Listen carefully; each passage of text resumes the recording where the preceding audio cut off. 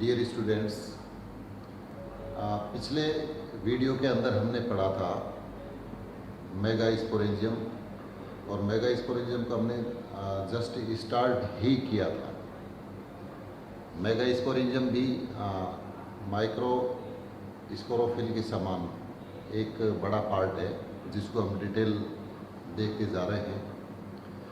पिछले वीडियो के अंदर हमने कुछ बेसिक्स बातें पढ़ी थी, यानी जो बीजांड है, मेगा स्पोरेंजियम है, उसकी संरचना क्या है और बीजांड कितने प्रकार के होते हैं।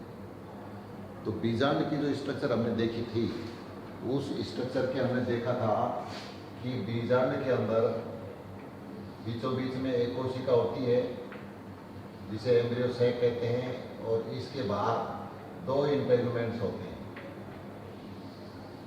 ये दो इंटेगुमेंट्स हैं।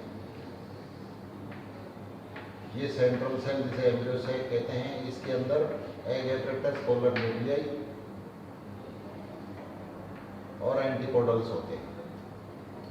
आज हम इसका एक एक पार्ट डिटेल देखेंगे। जैसे सबसे पहले सबसे बाहर की ओर इसमें ये क्या दिखाई दे रहे हैं, इंटेगुमेंट्स, अध्यावरण।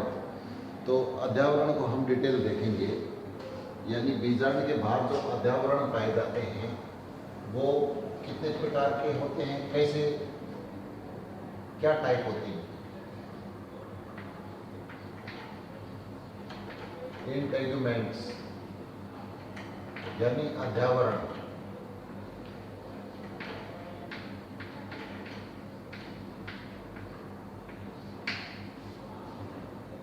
देखिए, इंटेगुमेंट्स यानी अध्यावरण बीजांड के अंदर एक भी हो सकता है, दो भी हो सकते हैं।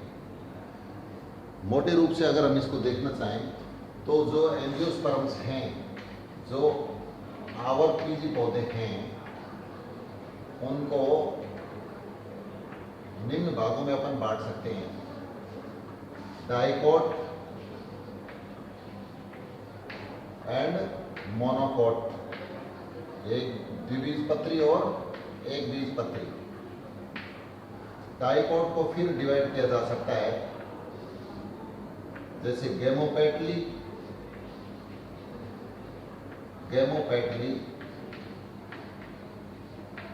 पॉलीपेटली,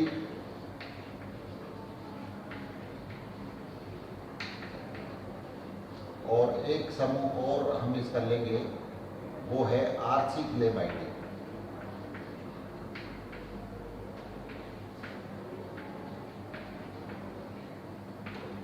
तो अब देखिए कि किन प्लांट्स के जो बीजांड हैं उनके अंदर इंटेगुमेंट्स की संख्या किस प्रकार से होगी। तो यहाँ पर जैसे डाइकोट है, तो गेमोपेटली जो समूह है, डाइकोट का कौन सा समूह, गेमोपेटली, यानी जिनके फ्लावर्स के अंदर पेटल्स जुड़े हुए होते हैं, वो समूह कौन सा कहलाता है, संयुक्त दलीय, यानी गेमोपेटली। तो यहाँ पर यूनिटैगमिक ओव्यूल्स पाए जाते हैं। यहाँ पर बीजांड कैसे होंगे, यूनिटैगमिक, यानी एक अध्यावरणीय।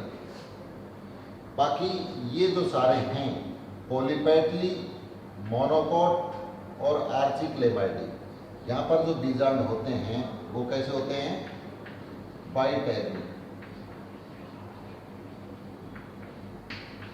इन समूह के प्लांट्स के अंदर बीजांडों के बाहर दो अध्यावरण पाए जाते हैं। तो इसका मतलब ओव्यूल्स कितने प्रकार के होंगे इंटेगुमेंट्स की उपस्थिति के आधार पर, या तो यूनिटैगमिक होंगे या फिर कैसे होंगे, बाइटैगमिक। लेकिन ये जरूरी नहीं है, कुछ एक प्लांट्स ऐसे भी हैं जिनके अंदर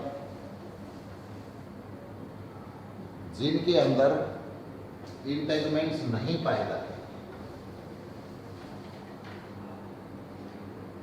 अगर इंटेगुमेंट्स यानी अध्यावरण नहीं पाए जाएंगे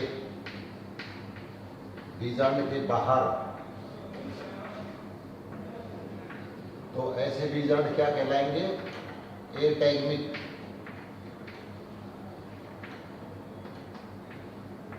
ऐसे बीजांड एटैगमिक ओव्यूल्स कहलाएंगे।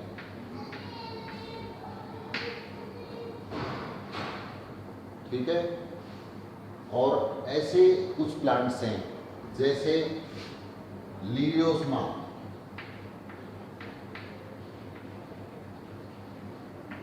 क्राइनम, ओलेक्स इम्ब्रिकेटा,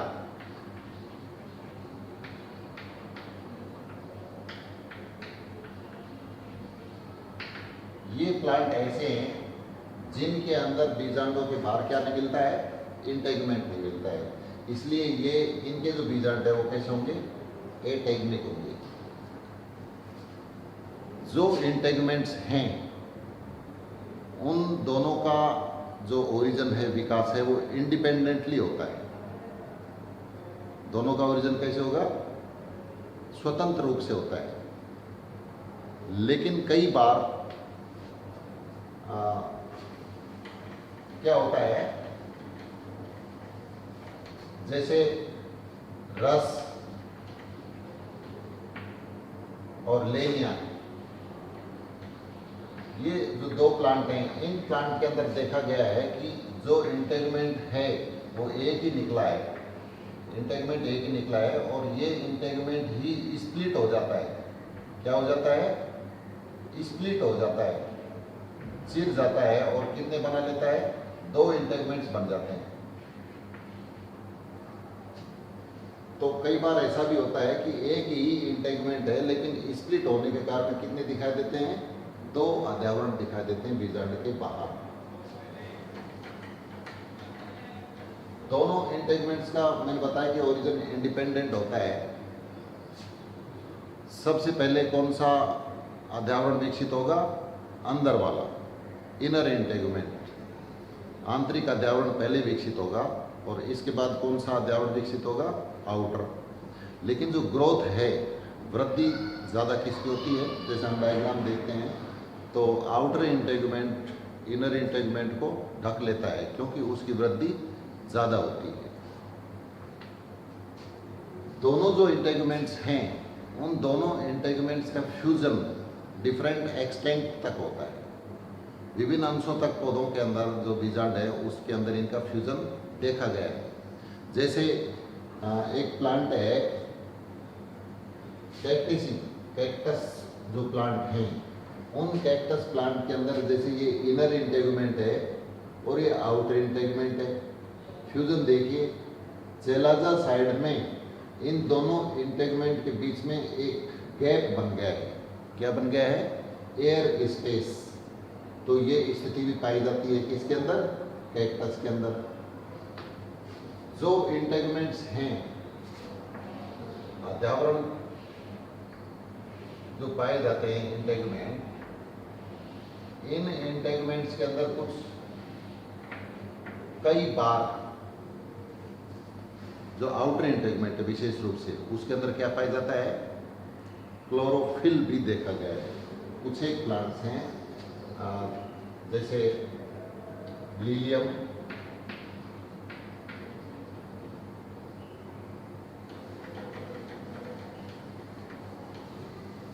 ग्लेडियोलस,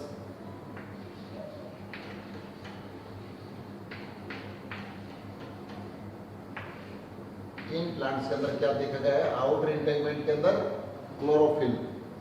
कुछ प्लांट्स ऐसे हैं जिनके अंदर पोर्स भी देखे गए हैं, छोटे छोटे पोर्स, जैसे नीलम्बियम,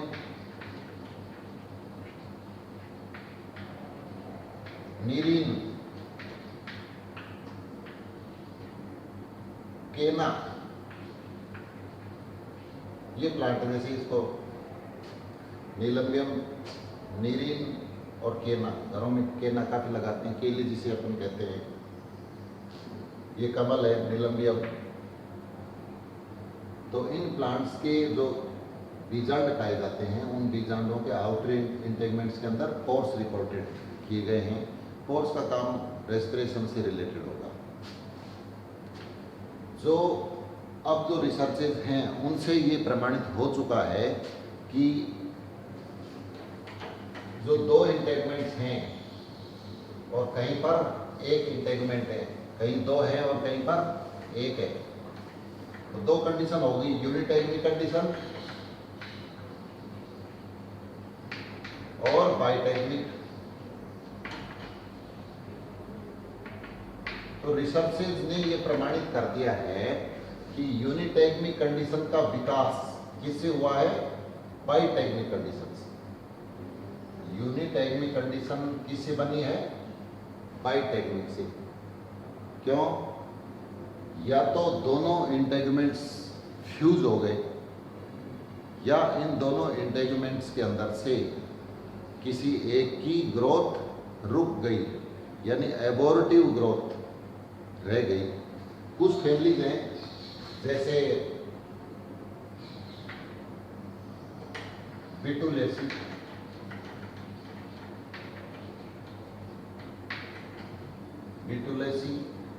सेलिकेसी,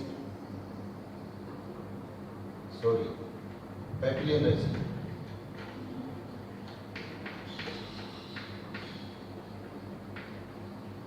इन फैमिलीज के अंदर यूनिटेगमिक कंडीशन का कारण क्या है? दोनों इंटेगमेंट फ्यूज हो गए। जबकि एक जो फैमिली है सिटामिनी,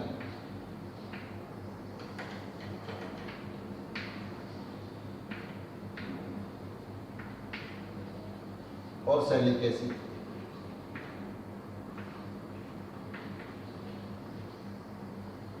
यहां पर आप सेलिकेसी को ही रखिएगा, इसके बारे में जानकारी नहीं है। सेलिकेसी जो फैमिली है, सेलिकेसी फैमिली के अंदर यूनिटेगमिक कंडीशन क्यों हुई है? दोनों इंटेगमेंट्स में से कोई एक इंटेगमेंट्स की जो ग्रोथ है वो ग्रोथ रुक गई है। तो ग्रोथ रुकने के कारण इस फैमिली के जो बीजांड हैं वो बीजांड कैसे हैं? यूनिटेगमिक है। कई बार ऐसा आभास होता है कि दो इंटेगमेंट्स के अलावा तीसरा इंटेगमेंट भी बीजांडों के बाद मिलता है, और ये स्थिति हमको नजर आती है कहां पर?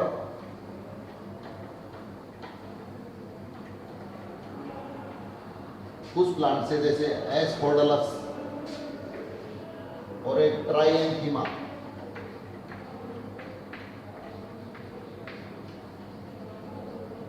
एस्फोडलस एंड ट्राइएंथीमा, इन प्लांट्स के जो बीजांड हैं उन बीजांड में जो देखिए ये इनर इंटेगमेंट है, इसकी ग्रोथ ज़्यादा है, ये आउटर इंटेगमेंट है।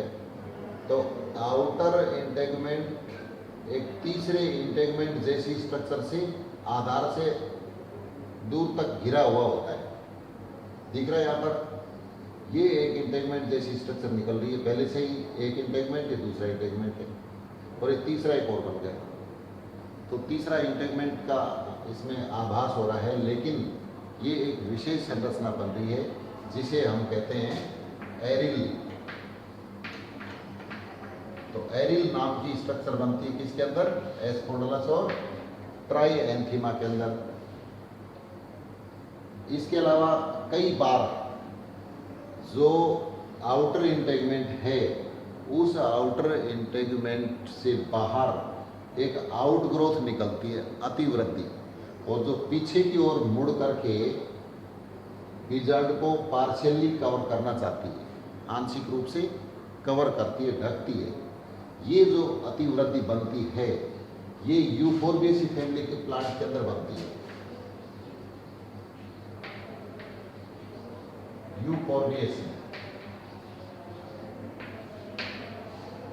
यूफोर्बिएसी फैमिली के प्लांट के अंदर ये स्थिति बनती है, और ये जो आउटग्रोथ बनी है, इस आउटग्रोथ को हम कहेंगे कैरंटल। क्या कहते हैं इसको? कैरंटल।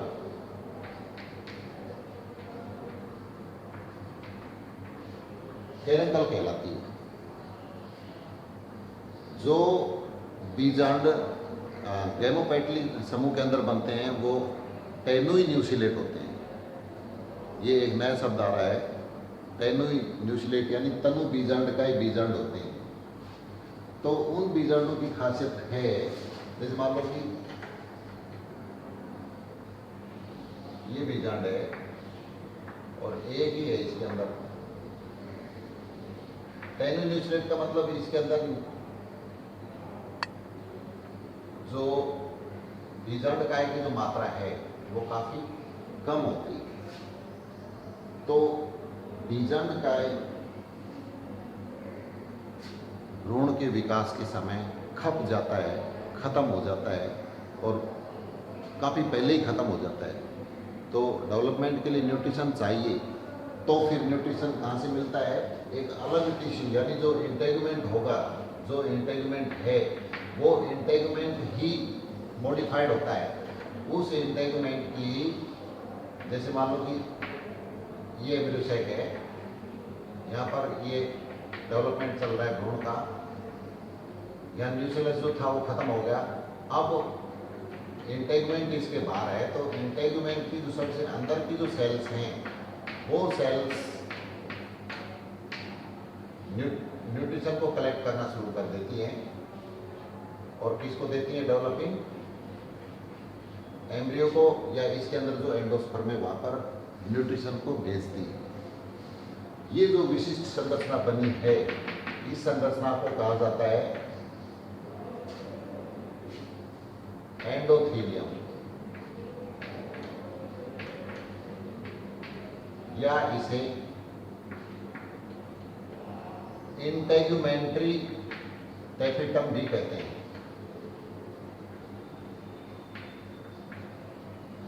इंटेगुमेंट्री टैफिटम।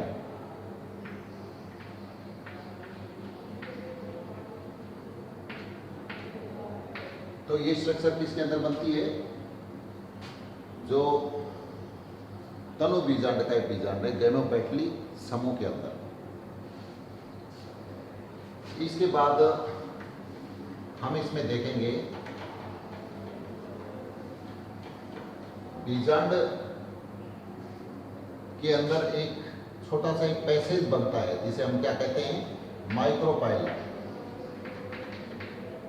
माइक्रोपाइल। तो माइक्रोपाइल को थोड़ा सा डिटेल देखना चाहेंगे। बीजांड द्वार जिसे कहते हैं, देखिए ये एम्ब्रियोसाइक, ये न्यूक्लियस, इनर इंटेगुमेंट और ये आउटर इंटेगुमेंट।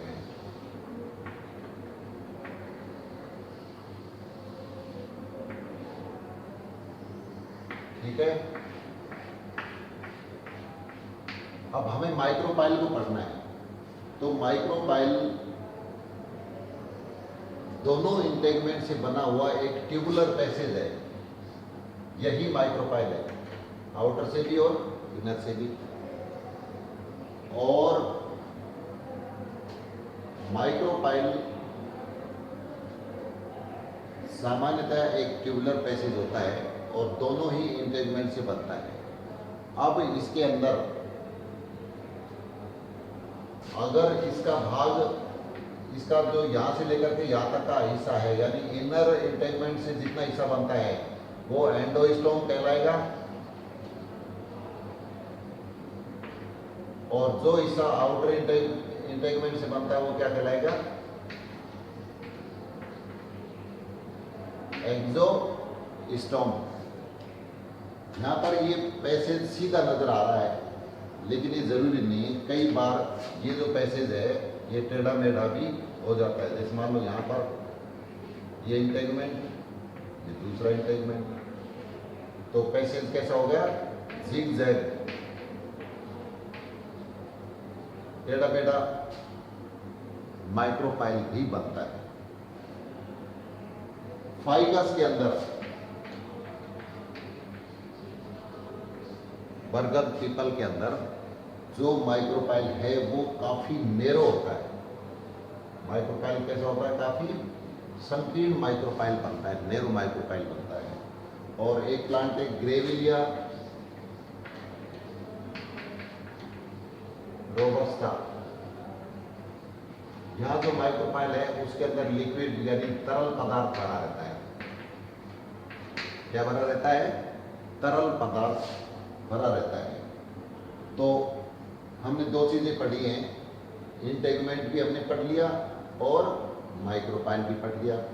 अब इन स्ट्रक्चर के जस्ट अंदर कौन सी संरचना आ रही है?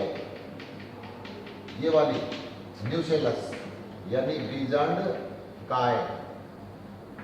तो बीजांड काय को थोड़ा और देख लीजिए।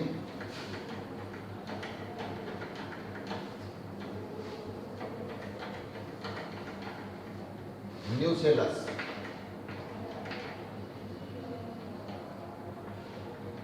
मेगास्पोरेंजियम का यानी बीजांड का इंटेगमेंट से घिरा हुआ जो हिस्सा है वही क्या है?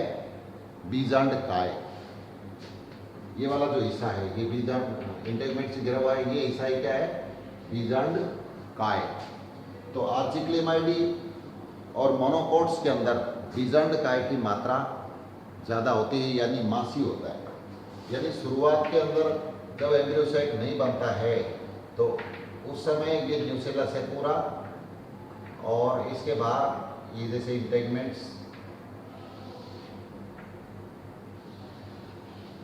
और इसके अंदर एक कोशिका विकसित होती है जिसे क्या कहते हैं?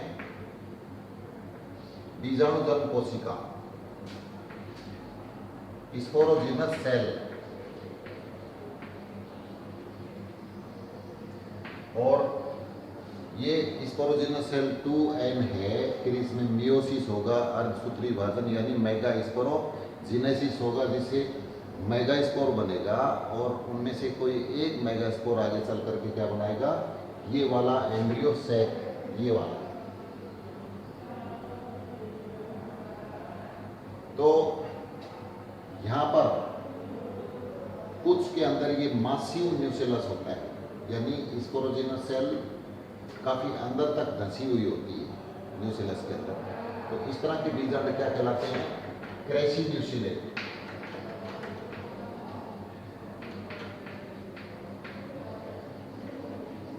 क्रेसिन्यूसिलेट ओव्यूल यानी स्थूल बीजांड का ही बीजांड। और जिन बीजांडों के अंदर स्पोरोजिनस सेल सुपरफिशियल ही होती है, सतह पर ही होती है, मासिव न्यूसेलस जहाँ पर नहीं होता है, न्यूसेलस की मात्रा जिन बीजांडों के अंदर कम होती है वो बीजांड क्या कहलाते हैं? टेनुई न्यूसिलेट।